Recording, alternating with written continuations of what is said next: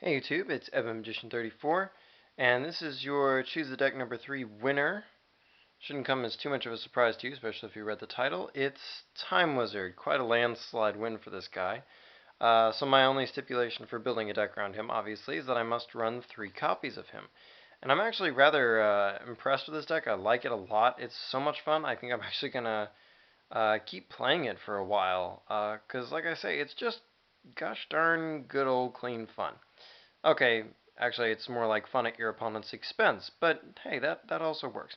So, 3 copies of Time Wizard, 3 copies of his partner in crime, Apprentice Magician, who likes to go recruit him out of your deck, and is also dark, which is nice since Time Wizard is light, for those of you who didn't know that.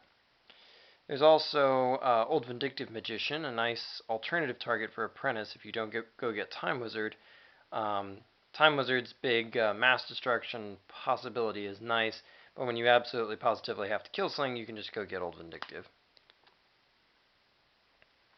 We're also running Blackluster Soldier, Envoy at the beginning. This deck is, all the monsters are light and dark. We're gonna go ahead and tell you this is a Chaos deck, basically. So we are running the 1BLS, obviously, because he's the best Chaos monster, hands down. Well, that's legal, I should say. We're also running 3 copies of Chaos Sorcerer, just a full contingent. So obviously, summoning our Chaos monsters is pretty much the core of our strategy. To help offset that and also support it simultaneously is Dimensional Alchemist, a nice light monster. He likes to remove stuff, and he also likes to bring stuff back that's been removed when he's destroyed. He's a decent beat stick. People are really scared to destroy him. It's almost like he's destruction proof in a lot of ways. We're also running Sangan. He goes and recruits all kinds of fun stuff. You're going to see a lot of his favorite targets coming up.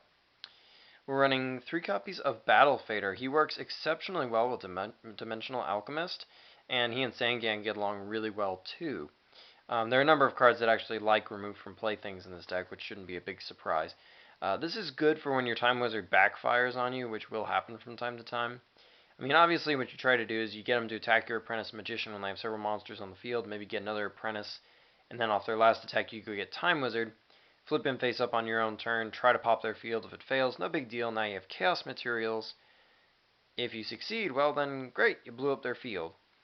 But if it backfires, sometimes you may not have a summon, or you've only got like the Alchemist, and so Battle Fader will help bail you out of trouble, keep you from getting killed for your misfire, basically. We also run 2 copies of Effect Veiler, another good light that can go to the grave. It is a level 2 or lower spellcaster, so you can go recruit it off of your Apprentice Magician, which is actually kind of important since it is your only tuner. Well, your only main deck tuner, anyway. And also we're running Gorz. He just has so much synergy with everything in the deck and whatnot, so he's a natural fit. We're also running Monster Reborn, standard equipment. Pretty important for this deck, though, especially. We're also running Dark Hole. We're running 2 copies of Pot of Duality. You do like to special summon during your turn a certain amount, but really not too much, so Duality's benefits outweigh its costs. We're running 1 copy of Pot of Avarice. Play this wisely. You usually want to keep some lights and darks in your grave pretty well, so don't fire this off just because you happen to have the 5. You basically use this to bail you out of trouble when you don't have Chaos Monsters, so in a lot of ways you can think of this as a Chaos Monster in your hand. Because it will make your grave disappear, which is kind of a drawback in some ways. Once you synchro summon a number of times, this can be a much better play. This is more of a mid to late game play, more of a late game play really, honestly, for this deck. It's kind of an iffy choice, but I put it in there to help save you for when your deck doesn't go off the way it's supposed to. We're also running Allure of Darkness, just a good honest draw card that a lot of people just seem to forget exists now, but we have plenty of darks to keep it going. It's also a great way to use your Chaos Sorcerers if you get some extras jammed up in your hand.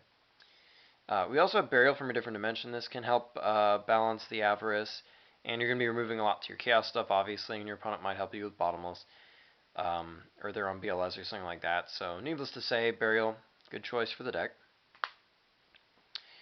Another key card for this deck that helps you kind of grind it out against your opponent is Creature Swap. A lot of your stuff is small, not exactly good for fighting. And don't be afraid to creature swap that Time Wizard to your opponent either, because it's just as big a liability for them. If they save its life, they can't guarantee that it's going to work for them. And if you run it over, well, then they got the loss, didn't they? Obviously, giving them Apprentice or an attack position Fader. Don't be afraid to special summon that Fader in attack mode. Can be a very rewarding play too. We're also running Heavy Storm, just a great back row cleaner, and you like that to set up your big plays. 2 copies of MST, similar function. We're running Solemn Judgment. Obviously, we don't like them to, well, in any deck really, you don't like your opponent to screw you up. This thing is almost as powerful as Heavy Storm, and in a lot of cases it is. It just takes a turn to set up. We're running Return from the Different Dimension because your Chaos Monsters love to set this thing up, and thanks to Effect Veiler, you can easily bring back the monsters that you will then sink to put new Chaos materials into your grave to summon another Chaos monster out of your hand. So really useful card for this deck. Because you will periodically end up with a clean field, we are running Mirror Force. It's a good defensive card for you. Great way to back up your Time Wizard. Torrential Tribute, similar logic applies. And we're also running 2 copies of Compulsory Evacuation Device. We have a number of monsters who profit from this, not the least of which is Time Wizard. Basically because of stuff like Zenmane and whatnot that your opponent's going to try to use to screw you up. Mainly Zenmane, actually. So that's good defense. Remember, Stardust doesn't stop Time Wizard because Game State doesn't know the outcome of its effect. Yada yada. Or well, not exactly, but we won't get into the technicalities on that. The extra deck, we do run Shooting Star Dragon because we got Formula Synchron. This is mostly a Return from the Different Dimension play there. Trishula, Dragon of the Ice Barrier. Stardust Dragon, just the one really. Scrap Dragon. Colossal Fighter. And a card that I'm just so excited is in here, I can't even begin to tell you about it. I never thought I'd find a good home for this actually. Chaos Goddess. She's actually surprisingly easy to summon and can be a very good play, very profitable play. She takes 1 light tuner and 2 or more dark non-tuners to make. So let's first think about summoning her. She's 8 stars.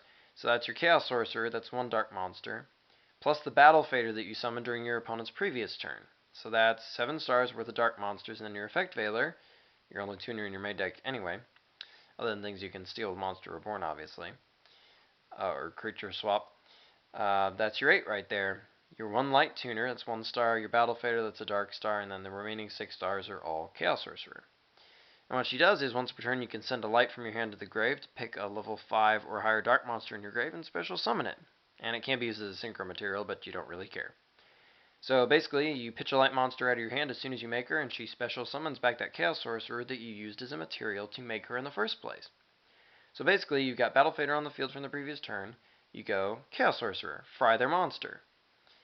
If they haven't stopped you this far in the turn, by the way, with something like Bottomless or Warning, they're pretty much not going to. Summon your Veiler, sync it all up, get Chaos Goddess, give your opponent a chance to read the card because they're going to say, what the heck does that do? And after that happens, you're going to pitch that extra light monster out of your hand, like say an extra copy of Time Wizard, to get back that Chaos Sorcerer and fry another one of their monsters off the field. And then she gets to attack for 25. Good, solid play, very surprising.